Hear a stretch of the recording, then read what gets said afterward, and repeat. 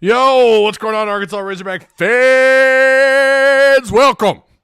It's the best post-game show for Arkansas Razorback sports around, period. End of story. Welcome. Make sure you guys like, share, subscribe, all that wonderful stuff. Shout out to Patreon supporters. Month of January was awesome.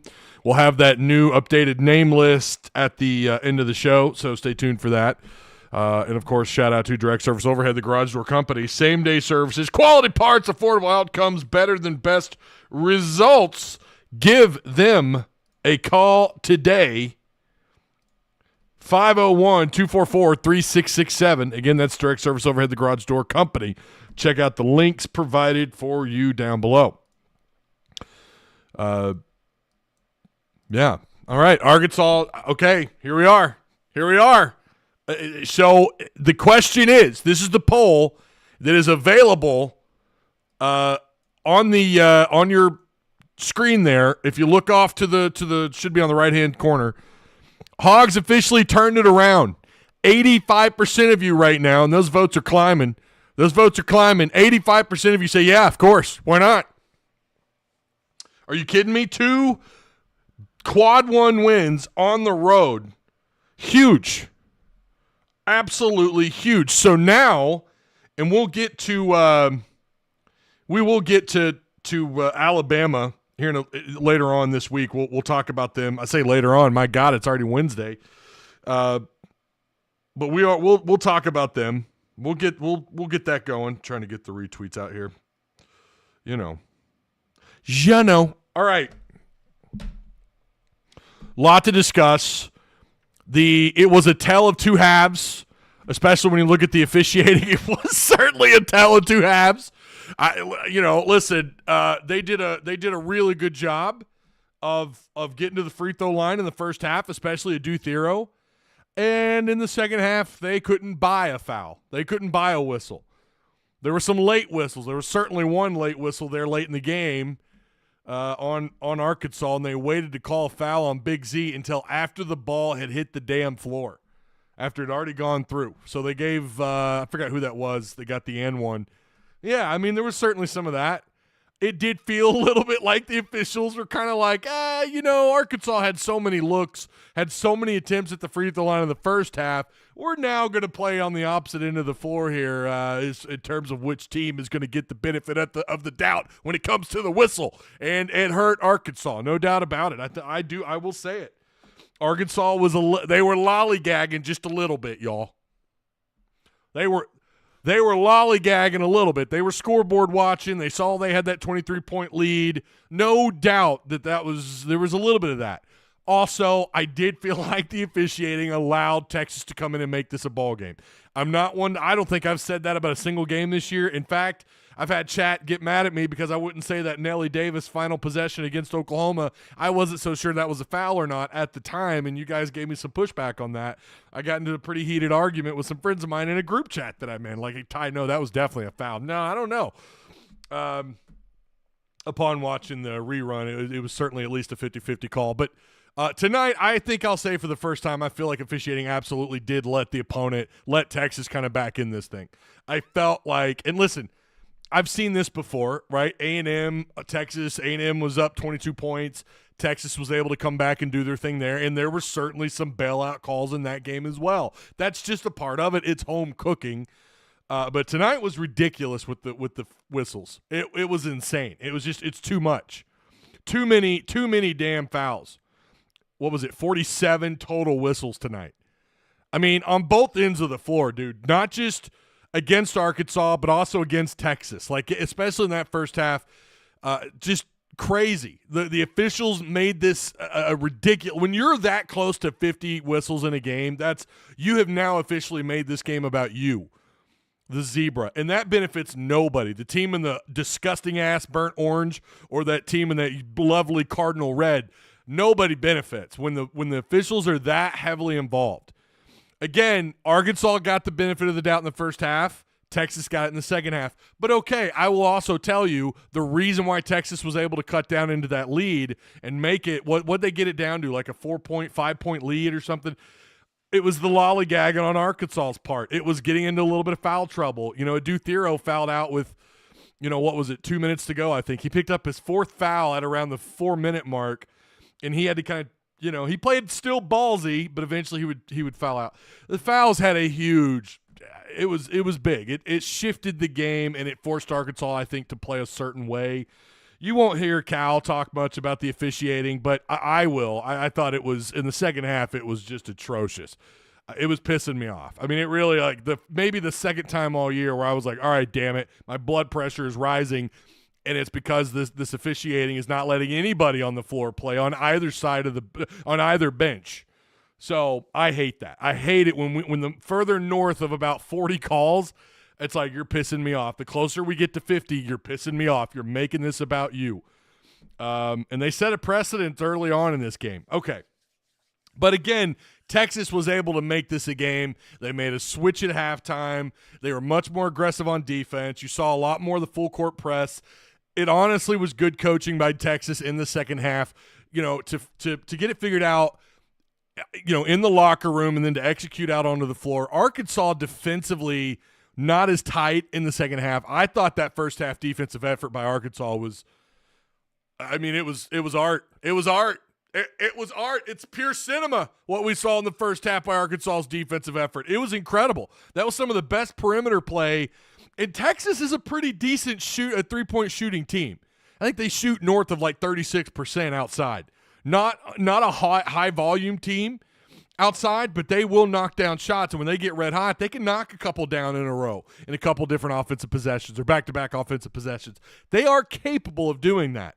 Arkansas shut them out in the first half, and in terms of just being able to score. Was not pretty for them in the first half. It was ugly. All right, we got a super chat. King Command says, feels good to finally have some momentum. Let's keep it rolling and get Bud Walton rocking for Alabama. Boy, it's going to be big on Saturday, y'all. It's going to be big, baby. It's going to be big. Let's go. Oh, God, Bud Walton just better be so damn loud. It's been so inconsistent this year in terms of who's showing up to these games. If you've got a ticket, please, for the love of God, go. Go. And I think you will. This is now a hot ticket. Back-to-back wins. Think about it. You really were better than Oklahoma. You just found a way to mess that up. Should have beaten Oklahoma. You would be riding a pretty nice win streak going into this game against Alabama. However, back-to-back road wins against two tournament caliber teams. We know Kentucky. Say what you want about them. They're lately not so great, but they're a tournament team. I dare say they are a lock. Unless they completely shit their pants the rest of this season, they are a lock for the NCAA tournament. And Texas, I think, will likely end up there as well. Tyra, are you going to the game? No. Here, again, guys, I don't go to the games. You guys ask me that all the time. I don't go to the games. I don't go. I stopped doing that when I worked for Hogville. It's too much of a pain in the ass. I do all my work here in the studio, right here in the garage/studio. I do all the work right here. It's just too much. It's too much horse shit to go to the games and then come back. I've got obligations to sponsors and all this. I do it right here. But I hope you go and I hope you have a good time. Bama isn't that good, says Eric Musselman. Okay, well, I don't know about that. We get a point guard next week versus Tennessee, says Peanut Butter Posse, talking about Kentucky. Davis thriving without Boogie, and they are better as a team as well, says Russ Vegas PD. Are they not? I mean, again, we're about to go over these numbers. While, DJ Wagner didn't have this was his worst game out of a 4-game stretch. And yet, Nelly Davis, you notice that gold chain obviously missing behind me. It's sitting right here. Someone's got to get this gold chain. Nelly Davis played out of his mind. He was perfect at the free throw line. Listen, we'll get into that in just a second. Again, I want to go back to the first half for just a second. That effort in the first half was just great. Again, on the defensive end of the floor. Texas got into foul trouble pretty quick, committed 11 fouls in the first half. Tremont Mark, former Razorback, had 3. Kaluma had 2, which should have been a bigger deal than it was. I'm telling you, that guy should have fouled out in the second half with several minutes to go, but whatever. He ended up having a good game. Arkansas, 13 of their 35 points, nearly half. It was 30-something%. Came from free throws. Arkansas perimeter defense was closing out much better. Very tough defense. played outside. Big Z worked well on the defensive end of the floor, altering looks and boxing out better than what we've seen. And then some quick second half notes. Thero picking up his fourth foul at 4:02 was big. It could have been really big. I mean, it really could have. Had that been the moment he fouled out, could have been potentially, with the way Texas was swinging things, could have made it even tighter than it was there in the final minute. Arkansas struggled winning battles at the rim on both ends of the floor, on offense and defense. Big Z misses a free throw, and then UT, this was a good moment, UT with the ball in transition, and then the Longhorns turn it over. That was a big moment there. And then Billy Richmond's block under 25 seconds was also pretty big. Texas was already out at that moment, but it was still just great effort, man. I mean, this, again, it's about execution on the floor. It's about effort on the floor. Arkansas just overall defensively played really good. I mean, they just did. It wasn't – I wish we would have gotten the same that we got in the first half. I think this would have been a blowout. I wish the officiating had lightened up in both halves. Okay? Both ways. I wish they had lightened up. Maybe we're not so close to 50 damn fouls. Maybe we're closer to like 30, 35. I think this would have been an Arkansas blowout. I think this would have been a 25-plus point blowout, despite the fact that a heavy volume of Arkansas's points came to the free throw line. And to be clear, that was a Thero doing a pretty good job of he absorbed the contact going to the rim, and he did a good job, whether it was selling the foul or whatever. He did a good job of going where he needed to go on the floor, attack the rim, and draw the fouls. And the officials were calling those. I guess Cal picked up on that, and he said, yeah, we're going to do a lot more of that. That's what they did. They kept exposing what the officials were giving them. If you're going to give Arkansas those looks or those fouls, they're going to take them. This mini split is burning me up, y'all. It is too damn hot, and I'm all worked up, and I'm wearing a hoodie here. Let's turn that bad boy off. No, off, you son of a bitch. Okay. Arkansas in the first half, they had just 4 bench points. This is, again, first half.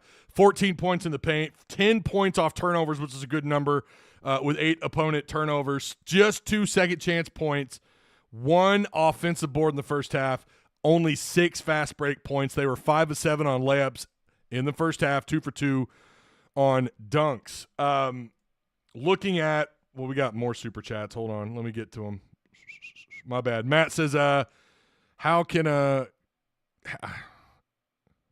I'm not reading that. Matt, this is a trap. I know what you're doing. I'm not reading that. Where was I at?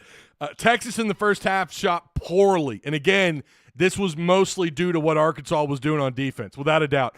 35.7%, 10 of 28 overall from the floor, 20% outside. They were 2 for 10 and just 3 attempts at the free throw line. Again, I will tell you, if any Texas fan comes in here butthurt, I agree with you. Arkansas did get some BS calls in the first half. Texas probably should have had several. Arkansas probably should have had a couple, 2, 3 more fouls for sure. But then you had the makeup calls in the second half, and I think it evened things out, but maybe a little too much. They were just 2 of 3. They had 10 bench points in the first, is what ESPN says, and Trey Johnson was their leading scorer at 7 points. For Arkansas, in the first half, Big Z was already a force on the boards. He had 6 boards, 2 assists, just 2 points with 2 blocks, or 1 block. They had 2 blocks total in the first half. Nelly Davis had 8 points in the first half. DJ Wagner was kind of on fire there with 9 points, 2 boards, 1 assist, 1 steal with just 1 turnover. So, yeah. Jonas Adu, 0-0-0-0-0 and a foul. Again, we're talking about first half numbers. I'm not gonna dump on him too much. Charles Nelson, what's going on, man? Hey, you guys make sure you like, share, hit the subscribe button if you haven't already. If you're new here, hit the sub button, baby. Arkansas with a big win. Again, back to back on the road, baby. Let's go. You got to be pumped.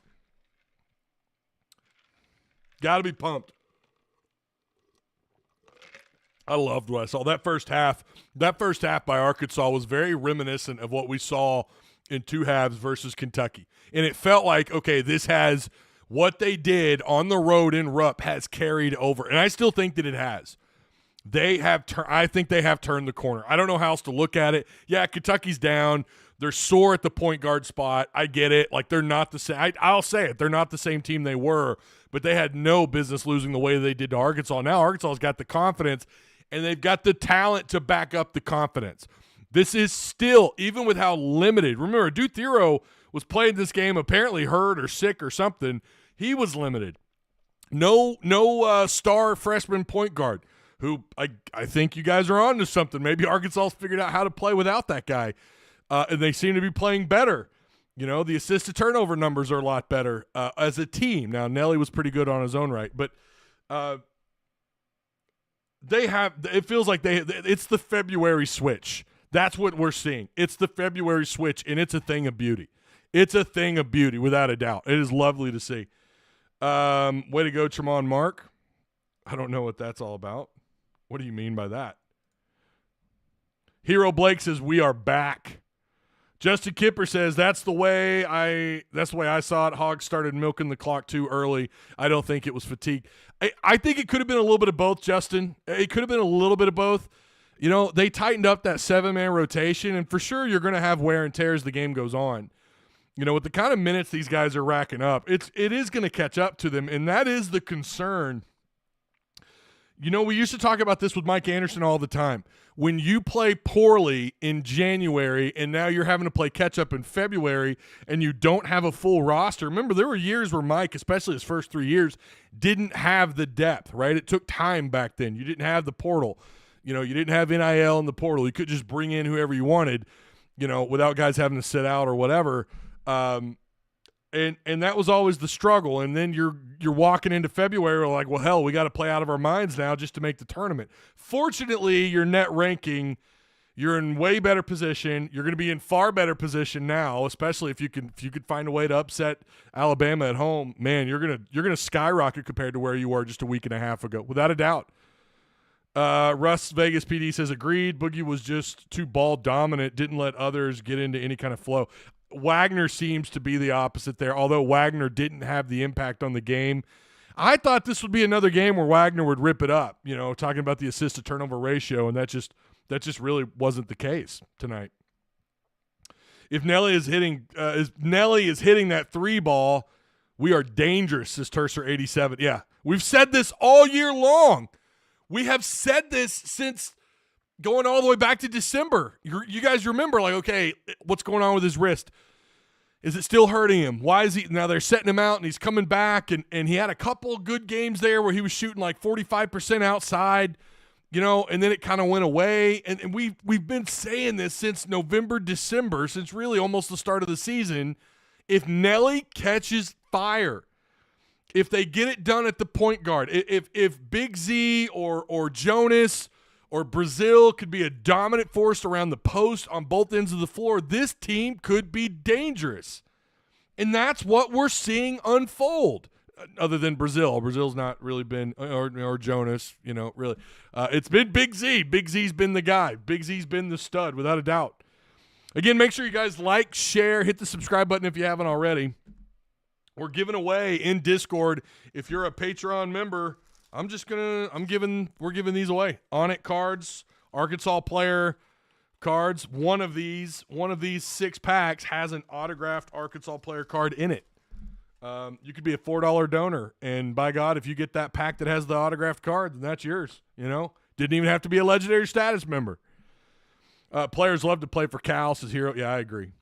Wagner did good setting the plays up and directing everyone. That is true. I mean, just as far as when you look at like the stat sheet, you know, trying to rack up these. Whoa, shoot, that about fell over. When you look at the assist-to-turnover ratio tonight, it wasn't what it was. I mean, he was on fire for a while there. I think Nelly may just finally be healthy. It could be that, but I don't know. We weren't really talking much about his how healthy he was or wasn't back in January. He was playing. He was getting minutes. If Adu could get it going and everything else continues to improve or stay about the same, they will be hard to beat. Big Z 3 falling from the rafters.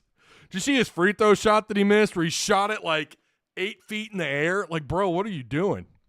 Again, take the poll. Hogs officially turned it around. 82% of you say yes. The other 18% of you are probably Kentucky fans. Nelly finally got hot in her, said Matt.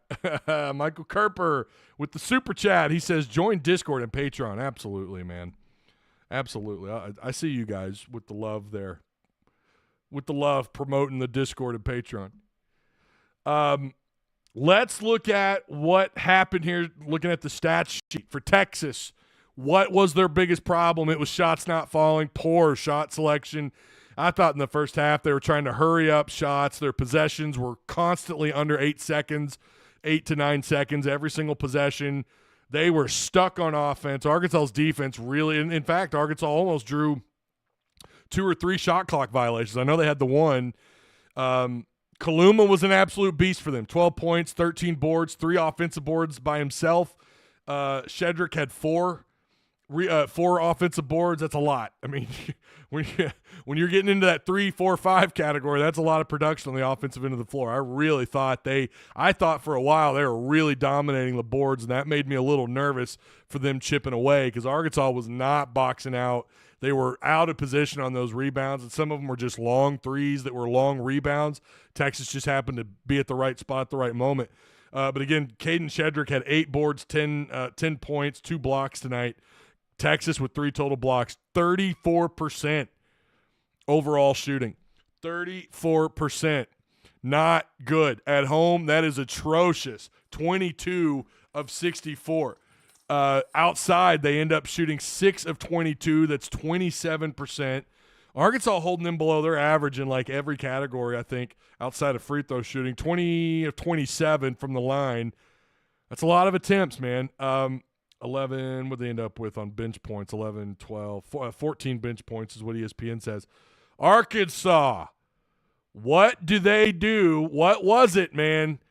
Again, getting to the free throw line. Adu Thero ripping them and, doing what he needed to do to get his points however he could get them, even if he didn't end up with a 20-point night.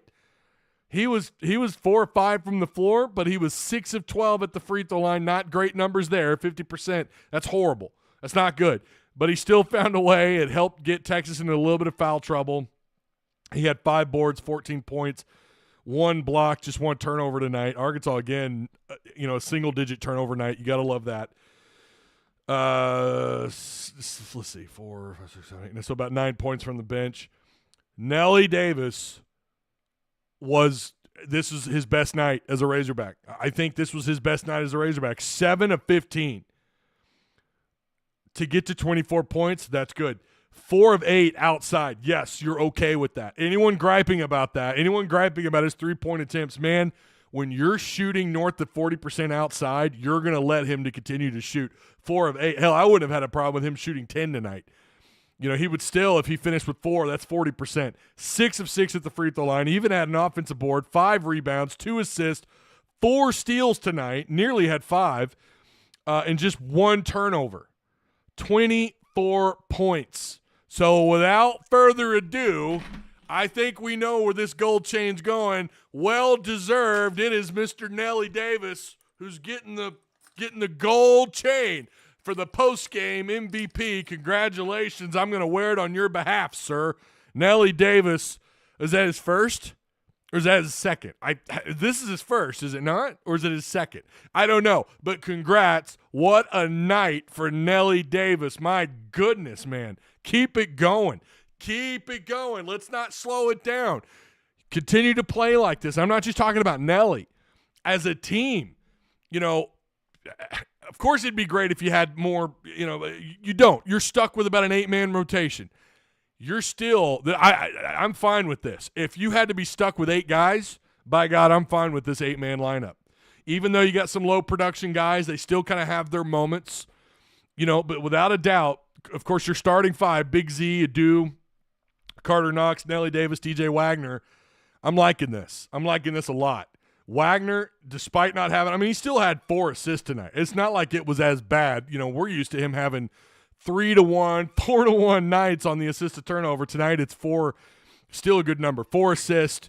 Anytime you're plus in this category, it's great, whether it's 1 or 2 or 3. 4 assists, just 3 turnovers tonight. Of course, he's racking up minutes. 13 points. But again, Nelly Davis was he's the MVP tonight, man. Nelly Davis was fantastic. What a night for Nelly Davis. Let me go back. Did we miss we did miss a couple here. No, just one. No, we didn't miss any. We got them all. Okay, 1, 2, 3. We're good. We're good. YouTube's just tripping. $1 million bucket, says Hero Blake. That's right. We're playing like a team with confidence and swagger, says James, 1977, Razorbacks #1. Such a fun win, says Steven, 1383. I could not agree more. Man, DJ would be so tough to stop if his jumper was consistent. They have struggled, and going in a little deeper, there are times when they are just not good on their layups, and there's nights where they just can't win the battle around the rim. It's been better lately. Tonight they're 6 of 16 on layups, and half of those more than half were contested. Texas did a good job of getting there and trying to alter looks and really just be a problem. 6 of 16 is not great. But they've gotten better in this department without a doubt. Texas was trying to win the battle around the post, and this is what you get, and it's not a big surprise. It feels like the bigs should play a bigger role on the offensive end of things, on the offensive end of the floor, when we've seen them have pretty good looks with maybe someone who's about 3 inches shorter with a 3-inch shorter, 4-inch shorter wingspan and still lose that battle or not get the easy bucket right at the rim. And that's just been a little too common this year. Even when you've got the size advantage, I don't know why that is. I don't know if that's just something they're not working on. I don't know. But, I feel like their layups should have been 12 of 16 tonight, not 6 of 16 or 10 of 16. Again, they just struggle to win some of those battles. 12 points off turnovers is where they finished. And here's the difference. 26 points in the paint. They did better in the second half there. 12 points off turnovers, 11 opponent turnovers, just 4 second chance points. Arkansas didn't rack up. They just got 3 offensive boards tonight. Again, Texas won this. They won the fight here, 41-36. They beat you. They pummeled you on the offensive glass by 10. That can't happen. If Texas was any better, again, Arkansas's got better talent. Arkansas is the better team when they play like this, and they've got the talent that they have. Even with an 7-8-man rotation, they're the better team. You can't be minus 10 in the offensive board department. You can't be 41-36. Not that that's a big gap. But if you want to continue this, the rebounding has got to get a little bit better. I realize Texas switched some things up there in the second half. So, again, Arkansas ends up shooting 22 of 50. So they're 44% overall shooting. 7 of 17 outside. Again, that's a pretty good number. I'm fine with that. 41% off just 17. Low volume, high percentage. Most of the threes I thought were I didn't have a problem with most of the threes tonight. I think there might have been 1 or 2 where I was like, I don't know if I want you taking that shot. We're used to saying that a lot more. 77% at the free throw line, 27 of 35. You had a whole bunch in the first half, or opportunities, I should say. You got a little bit of bench production tonight. Not a lot, but a little bit. 7 total blocks to their 3. And again, you only turned it over 9 times. With 14 assists, you're +5 in the assist to turnover. These are the keys to victory. Get to the free throw line, make 70-something, 75% of those shots. Don't just take the shot you're comfortable with, although Cal tells them if you've got it, take it. At least we know he was telling Nelly that. Get a little bit of bench production. I'd like a little more. I'd like a little more out of Brazil. Would damn sure like more out of Jonas Adu. But and then the plus minus or the assist to turnover ratio has got to look something like this. 14-9 +5. You're starting to climb that rank when you're talking about that overall rank, assist to turnover rank. You're starting to climb now. And what's coming with that? What's coming with that? What's going on? You're winning more. You're racking up assists. You're playing cleaner ball. Your half-court offense has all of a sudden found an identity. You have found an identity on offense. Or they're finding an identity. They're knocking down the open threes. You're not grinding your fingernails every time they take a shot outside. Now you're starting to feel a little bit more comfortable when they're taking those outside shots. again, I want a little more cleanup around the rim. I want more cleanup on the offensive end of the floor, and I don't want you getting out rebounded the way they did tonight on the offensive glass. That just can't happen. Against anybody else, this might have – I'm not going to say it was enough to turn – like if you were playing Kentucky tonight or I don't know, Alabama tonight, and they had that kind of number on the offensive board. I'm not saying they for sure win the game because all those other stats matter, but it damn sure you don't have a 23-point lead against a team like Alabama or Florida, right? Tennessee. You're gonna struggle if they're getting that plus 10 on the offensive board. Got to be better. Got to be more aggressive here. For a while, I think Arkansas was actually out rebounding, and Big Z was doing a damn good job. Big Z tonight damn near had a double-double, 12 boards, no offensive rebounds, which I thought he had one. He had none. 2 assists, 4 blocks, 9 points. He was close to a double-double. Adu Thero with 14 points, 5 boards, 2 assists. We already went over that. Carter Knox tonight was perfect at the free throw line, 6 of 6. In fact, just about everybody was. John L. Davis, 6 of 6. DJ Wagner, 4 for 4. Billy Risman, 4 for 4. Trevon Brazile was 1 for 2. Adu Thero, 50%, 6 of 12. You held them back from having another plus or 80-plus percentage night at the line. But again, he played his ass off. And if he was really sick, as they say he was, or not feeling great, he played outstanding. Great effort. Now, we're going to talk about Alabama as the season grows, or the days fly by here. We're going to have to talk more about Bama. But this is the number 1 scoring offense in the SEC. 90 points a game. Well, they're number 1 in the country. And it's by a couple of points. The Zags are at 88. Kentucky's at 87. Auburn, who you've got also coming up, they're at 85 points a game. Of course, Kentucky's at 87. Arkansas took care of business against them on the road at Rupp. But there's obviously some issues there at point guard. They're a little banged up. But still, I mean, hell, Arkansas was just fantastic in that. But Alabama is going to be a different monster. Texas is not the offensive juggernaut Bama is. And they weren't what Kentucky is either. I mean, Kentucky's the number 2 offense, and you did really well. Alabama is I mean, they're just good at about everything they do. This is the 3rd best rebounding team in the country. They're averaging over 17 assists a game. However, they are giving up about 78 points. This is similar to Kentucky when you're looking at the stat sheet. They're riding a nice little win streak here. They went on the road and they beat Kentucky. And since then, 1, 2, 3, 4, 5-game win streak that includes a couple of wins against top SEC teams in Kentucky and Mississippi State. And they also beat Georgia at home 90-69. So this is a huge game. And we'll talk more about it. We'll probably do something either Thursday or maybe Friday. We'll get into Alabama and maybe I can get Blake Lovell on. I love it when that guy breaks down games. Listen, when it comes to ball, the guy knows what he's talking about. Southwestern 16, great place to go watch basketball content for sure. I'd love to. Maybe I can get Blake on this week. Might be too late, but I really want to talk about this game because it is a big game. You got to sell out Bud, man, and I'm sure they will. I'm sure fans will show up for it. I thought he shot 5 of 13. Who, James? James says we beat Bama 81-78. Hogs at home make me nervous. Weak crowds don't help either. Russ, I don't think it's going to be a weak crowd. I think they're going to be there. They're going to show up, and they're going to do their thing, man. I really think they're going to be fine. I think the crowd's going to show up. There's a little bit of excitement now. There's momentum, and it's Saturday night. You know, now they moved the damn tip-off. It was supposed to be 7. They moved it to 7:30, those sons of bitches. Of course they did. Of course they did. They couldn't go back to 6:30. No. We got to go to 7:30. Of course we do, because we're ESPN. Crying damn shame.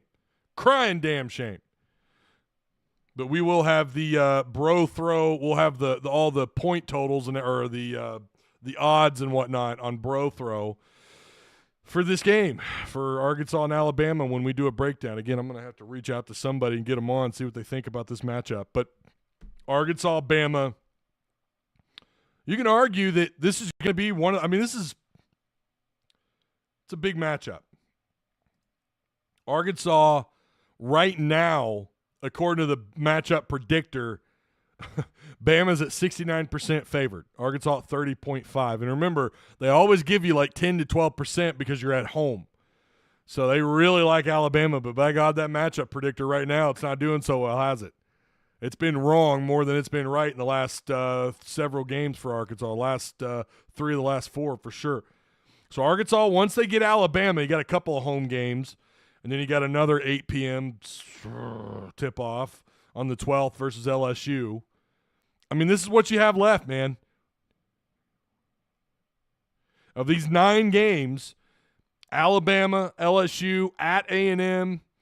Of course, it's in College Station. That's going to be tough. At Auburn, that's going to be tough. Missouri, Texas, at South Carolina, at Vandy. Those are not going to be easy despite their records. And then Mississippi State at home, who's also tough. I don't know. With the way Arkansas is playing right now, yeah, I think you could say there's at least 2 gimme games there. I think the rematch with Texas and Bud Walton, I would favor Arkansas right now for sure. LSU, I would favor Arkansas. I don't know yet about Bama. I really don't.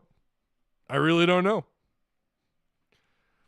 We're going to have to discuss it, man. This is, again, a very interesting matchup, and those odds are going to be interesting to look at on BroThrow when we look at them either tomorrow or Friday. South Carolina's not going to be easy. That's not a gimme game. Look at the teams they've taken either overtime or it's taken the last few possessions to beat them at South Carolina. Vanderbilt. Arkansas's not done great historically in that place. They haven't. And they're tough at home already as it is. So you might have 1, maybe 2 gimme games left. So that's going to put a lot of pressure on you going into those last couple of games, isn't it? Going on the road to Vandy and then Mississippi State at home. Like, you could, if you don't take care of business now, which right now they are, you go back to that damn Oklahoma game, had you won that one, I don't know how much that really changes things, but it's obviously another W. But Alabama, quad 1, A&M, quad 1, Auburn, quad 1, Mizzou, quad 1. You've got opportunities here. And now you've got 3 conference wins. You got to get 4 more. I still think that is the magic number. I think it's still 7. So that is the question. Where the hell do they get them? And by the way, Courtney Mims and I talked about this on a live. How much impact could the SEC tournament have?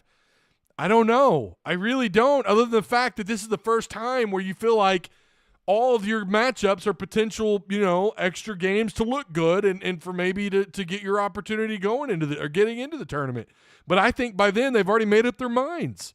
So outside of automatic qualifiers, I don't know what you're going to have to do before the SEC tournament. I don't know if you could, short of winning the whole thing, I don't know if all of a sudden that number changes. If you've got 6 conference wins and then you turn around and win 2 or 3 in the SEC tournament, does that change the look? Does that get you in? I don't know. We were in this same spot with A&M a couple of years ago, but to be fair, the SEC was not as highly thought of as it is this year. The SEC's reputation and the fact that this conference is getting the benefit of the doubt changes the entire landscape. Obviously it does. Look at what they're about to do with Lunardi's bracketology. They've already moved Arkansas up a little bit here. How much do they move going into next week, assuming you can take care of business against Alabama?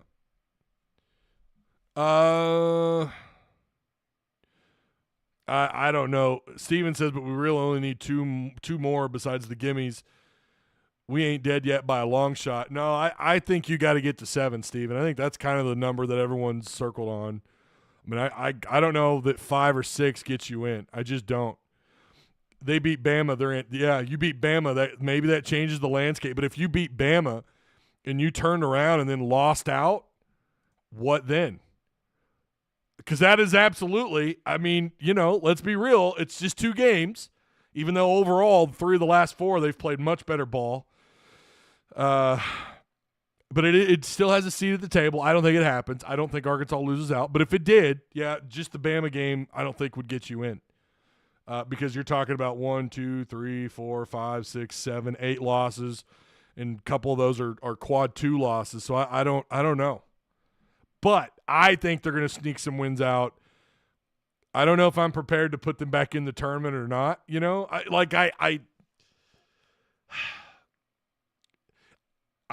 realize Lenardi has them, I think, on the last 4 out right now. Now the argument is he could switch that to last 4 in.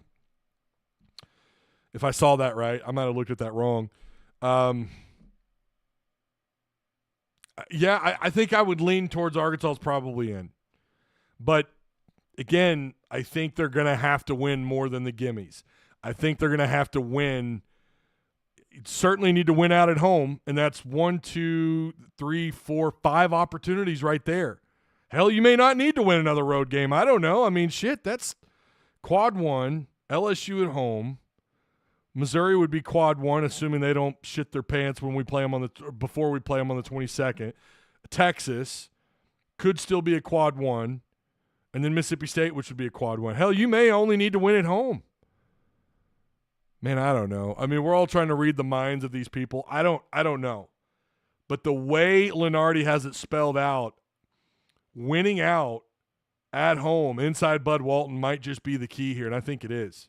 I think that is your key. I don't think you need to – listen, you go on the road, you get blown out, whatever. Just don't lose at home. I really think that's their key here. Yeah, and obviously if you beat Bama, you're in because you would imagine – what I mean, if I agree to that, because if you're good enough to beat Bama at home, you're good enough to beat everybody else that you have left on your schedule at home. You're good enough to beat anybody else because Bama this is about to be the hardest game you've played all year. This is a potential Final Four national championship caliber team quad 1 matchup. Thank God you have them at home. Yeah, I'm with you guys on that. I am. You went out at home, you're in, baby. You're in. And you could probably drop this to Bama and still get in because then that's still 4 games left at home. Again, I'm trying to get you to 7, but I think that's how you do it. But boy, beating Bama, oh, God.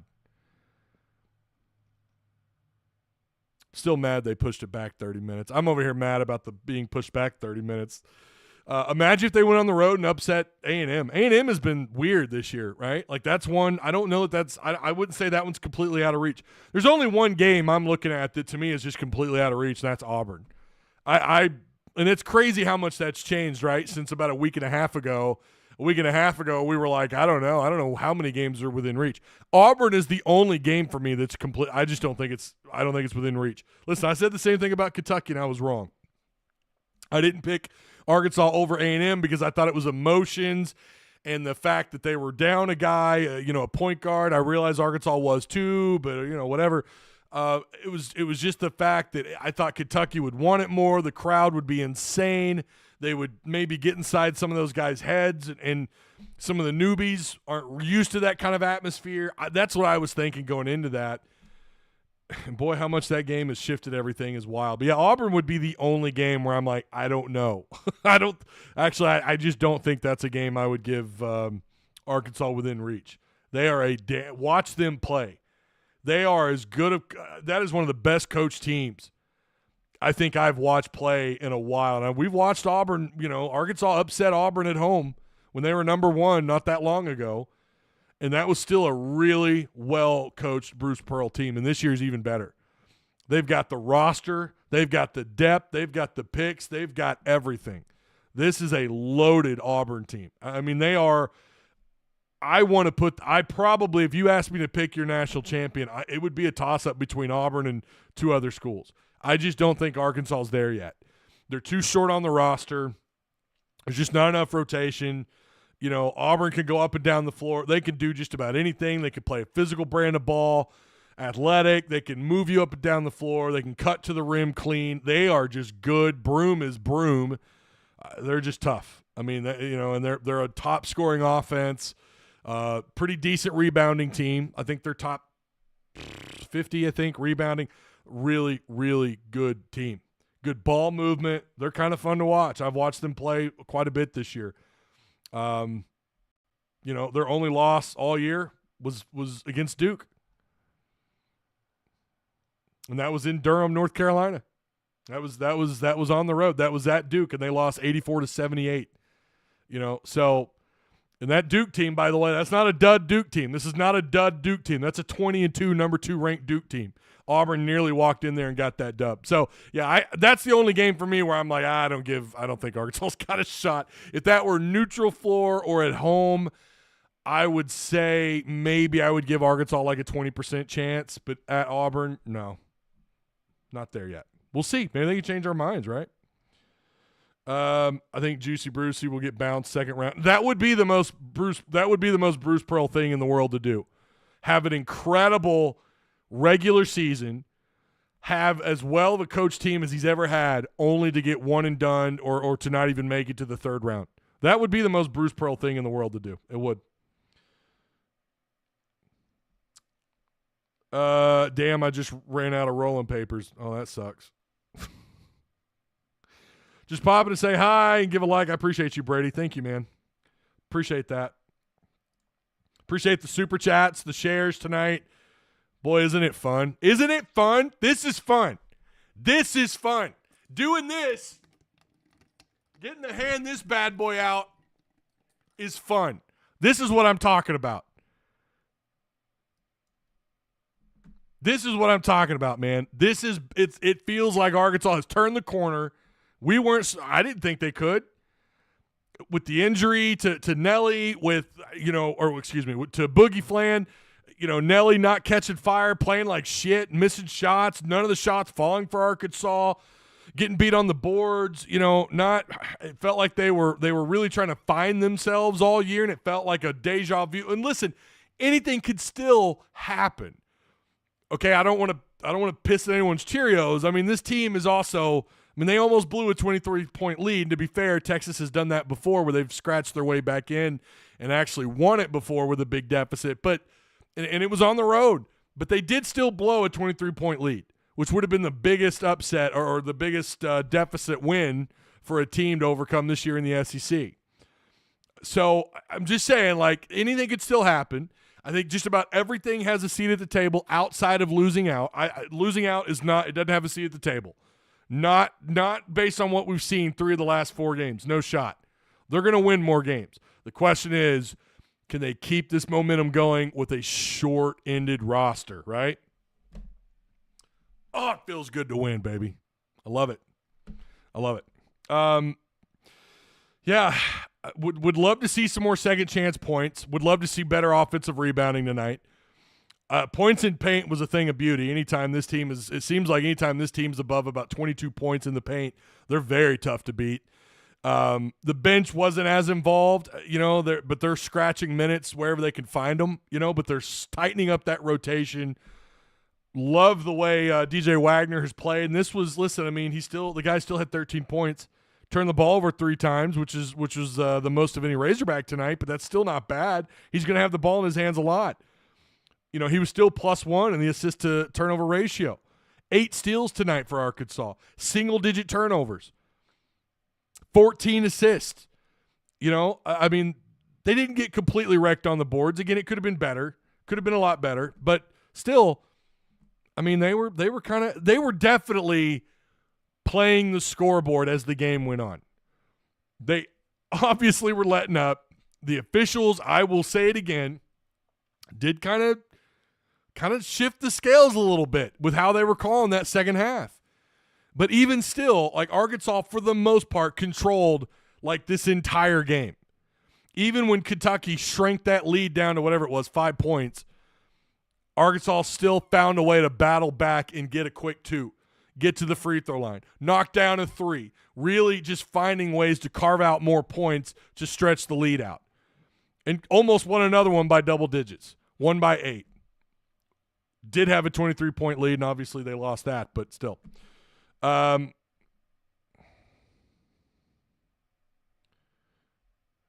We have a bench, LOL. I don't know what are you implying here? Sometimes a short bench can help in the short. Well, it can.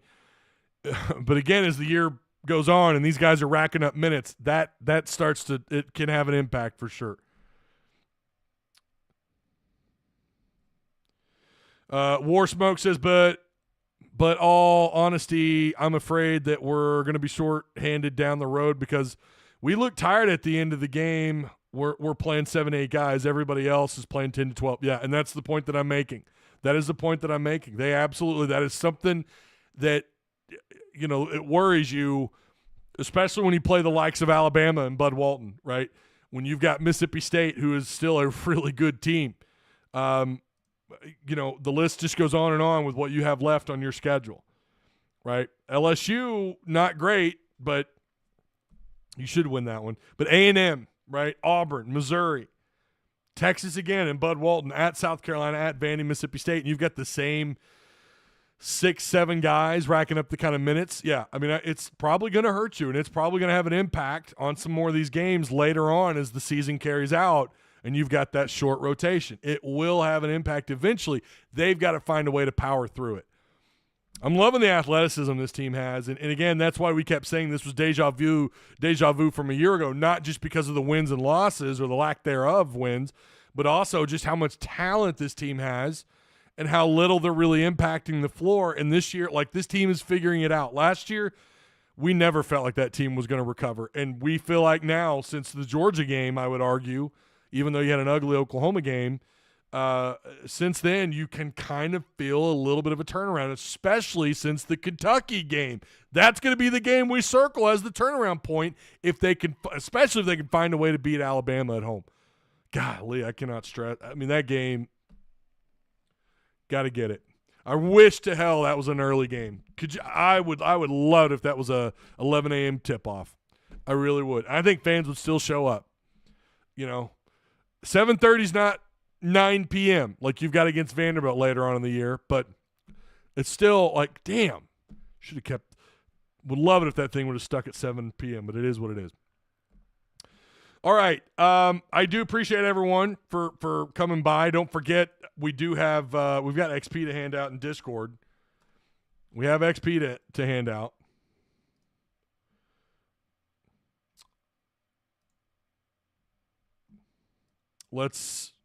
Goodness.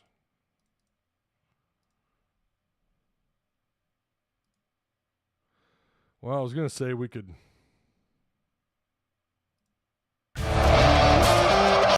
Nope, that's not what I'm trying to do. Well, I can't. For whatever reason, OBS is. I tell you, man, I don't know what's going on. Since this update, it is not letting me share my screen. I was going to tell you, BroThrow, if you put in your promo code, you got the Chiefs to join. You need to put in your promo code. But you got the Chiefs coming up soon. Super Bowl, big one. Obviously, right? Of course it's a big game. It's only the Super Bowl. By the way, there's a Mountain Dew Baja Blast ad, and it involves Seal, and I saw that it leaked, and it's epic. Anybody that knows me knows I'm a big Baja Blast guy, and I'm just going to say it. Seal's the man. Seal's the man. The best song of the 90s, baby. The best song of the 90s. They're combining the two, and they're turning it into an ad. I'm a sucker for it, bro. I'll just admit it. I can't wait. I cannot wait. Philadelphia, it's still Kansas City -1. Over-under still at 48.5. You guys, if you want to get over there and lay down a bet, it is peer-to-peer. Make sure you use Tusk, Tusk, all caps, if you want to get in on some of these bets. There's some good ones there. Got the over-under and the spread. There's plenty of bets to take there if you want to get over there. I would love to share my screen with you, but OBS is like, nah, I don't think so. I don't think we're going to do that today. Man, that sucks. Anyways, all right. Shout out to Direct Service Overhead, the Garage Door Company. Same-day services, quality parts, affordable outcomes, better than best results. 501-244-3667. Again, that is Direct Service Overhead. Check out their link provided for you. Both the links, BroThrow and Direct Service Overhead, those links are provided for you down below. Go Eagles. Yeah, I guess so. Go Eagles, even though they beat the Rams. I guess I will have to root for them. It is bedtime. It's 11:30 at night. I really do appreciate each and every one of you for being here. I appreciate you. Make sure you like and share and hit the sub button on your way out. Please consider joining Patreon. We're giving away cards. Like I said, we got to do a spin. I got more to do before I go to bed. My ass isn't going to be in bed till about 1 or 2 in the morning, but We're giving one of these away. All you got to be is a Patreon member, and there's 6 per box, and I've got 2 boxes. Arkansas player cards. One of these will have an autographed card inside. So make sure you're a Patreon supporter. You have a shot at winning one of those packs. We're going to do that right after this. Hell, we might go live in Discord. I don't know.